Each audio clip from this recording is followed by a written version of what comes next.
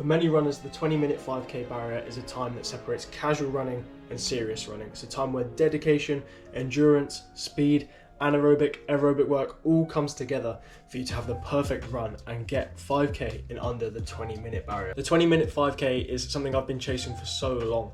It's been a time that I've wanted to hit for years. I've questioned if I've ever got it in me. I've come close a few times.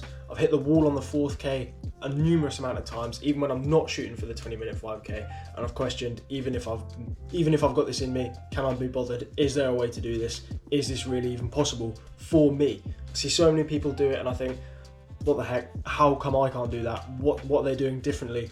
Why can't I get 20 minutes? I've wanted to get 20 for so long, it's so frustrating. However, this all changes on Saturday, as I believe I'm gonna run a 20-minute 5k. And if I can do it, you can too. I can't stress that enough. I used to be a bang average runner.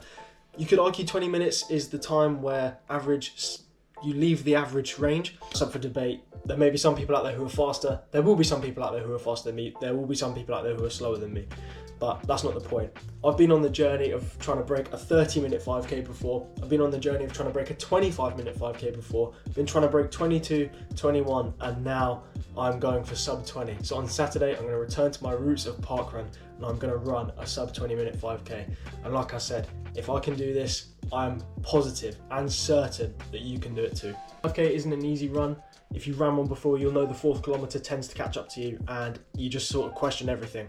But this is a bit of a side quest for me, as I am training for Paris Marathon, so that is probably why my fitness and endurance, my aerobic and anaerobic work has all been paying off. So my 5k goal is way more achievable now compared to what it would be. I'm not saying you need to sign up to a marathon and train for one if you want to get your 5k, but it has definitely helped me improve my fitness. Set the scene. Parkrun, obviously, it's not a race. However, I did my first ever parkrun in 2016 and I did it in a time of 32 minutes. So I kind of feel like I owe myself to go back to a parkrun to get this goal. I could honestly say I'm a parkrun veteran. I don't have one of those t-shirts that says how many parkruns I've done, but I've done a fair few. And I used to every Saturday do my local parkrun, and I just used to send a 5k and hopefully get a PB. And I sort of got stuck at around the 23 to 21 minute barrier in between then. Occasionally I'd get a PB, then I'd drop back, then get a PB, then drop back. And I'll maybe run once or twice a week. However, I learned a few things along the way that I believe are going to help me get to this sub 20 PB on Saturday. And I'll share them with you in this video. And if you can take something from this, break your PB, whether it be sub 30, sub 25, I've been there. It's an amazing achievement to hit. And you might even be shooting for quicker than me. So if you are, awesome. We're all running 5k. We're all going to try and get a PB. That's the beauty of it. And I know what you're thinking, chill out mate, it's only a 5k. There's nothing bad's going to happen to you if you don't hit your 20-minute barrier or if you don't get your PB. You're going to be absolutely fine, nothing bad's coming. But I've tried so many times to hit this and I'm determined to get it on Saturday. So that is why I'm going to show you everything I'm going to do in the build-up. I've talked a good game and now I'm going to show you. I'm going to show you my weekly training, what I'm going to do to get this sub 25k on Saturday. Today is Wednesday, it's just gone 12 o'clock and I'm going to head to the track because today I have a double training day. You can do to pick up some cheap wins and improve your 5k time and just your overall general health and fitness, because the healthier you are, the fitter you are, the quicker you're going to be able to run. Things like looking after your diet, resting properly, taking proper decent care of your recovery and your body are all going to help you perform better on the day.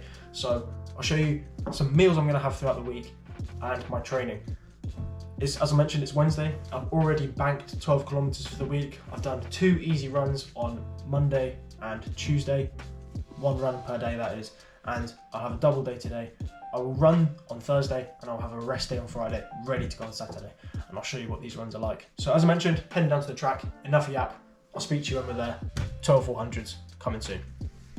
Hello, back out on the track, just getting my 2k warm up in, checking it out in lane 6, going the other way just to add a bit of variety in there, you know, variety in the spice of life. All jokes aside, quite a nice day, pretty sunny. Gonna finish off this warm up, switching to speedy shoes, and then get into 12.400s and 4.200s. See you on the other side. Look at that. I said in the last video, measure the trim when things get hard. Look at that. That is some barnet. 4 reps in, holding decent pace. Probably gone out a bit quick, so these next 8 are going to suck. And the trim's going to get worse.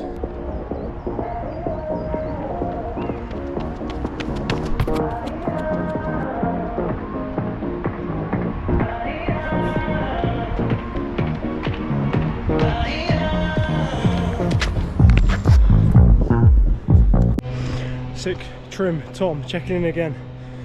That's 9 laps down, holding pace, pretty good, 3 to go. I'm slowing down, which is expected, but this never gets easier. Sessions like this, but that's what counts. That's what I'm telling myself, all part of the bigger picture. Something like that anyway. 3 to go, put the camera down, record these last few reps. Come on.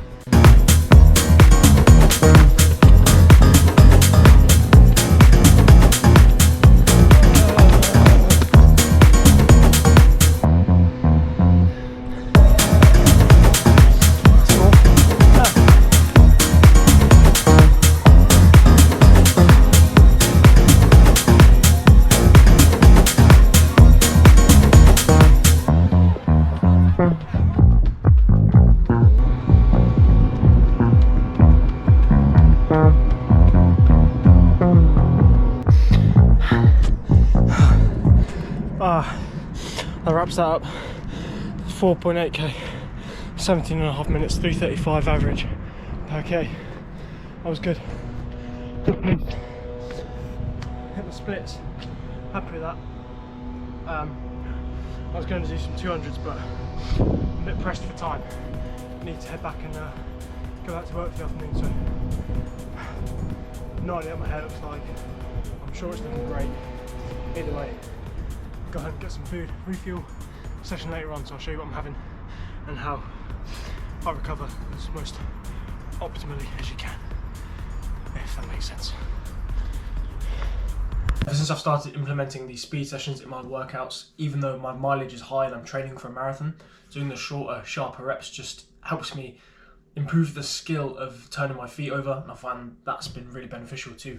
Getting some PBs, running quicker times in general, and it's just a fun way to train, you know, add a bit of variety in there. Anyway, another easy win that you can get for breaking your 5k PB is doing things like recover properly, eat the right things, and yeah, just generally rest and take care of yourself.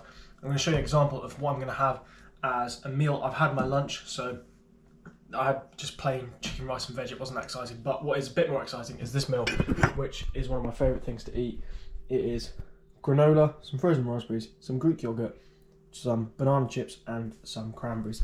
It's nothing revolutionary, but if you have a bit of a sweet tooth, it's just a bit healthier than chopping on a chocolate bar or something.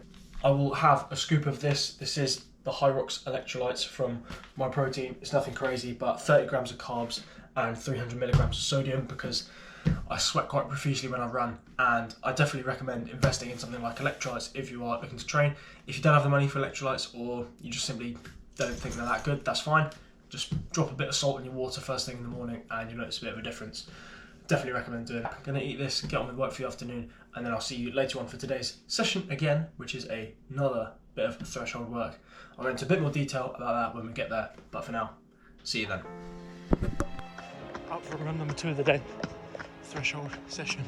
Got 3 by 5 minutes at threshold pace for me. That's about 4:15, 4:20 pace. So not too crazy, because obviously it's my second session, but I still want to get something out of it. I'm not sure how much I'm going to be able to record because it's pitch black. I need to look where I'm going. Now in this bright light, my face is quite annoying, but put my splits, my stats up. I'll try to record where I can. 3 by 5 minutes with a 90-second rest, up to 2 minutes. See how I feel in between each rep. Finish off this warm up and then get into it. Put my stats up somewhere. See you there.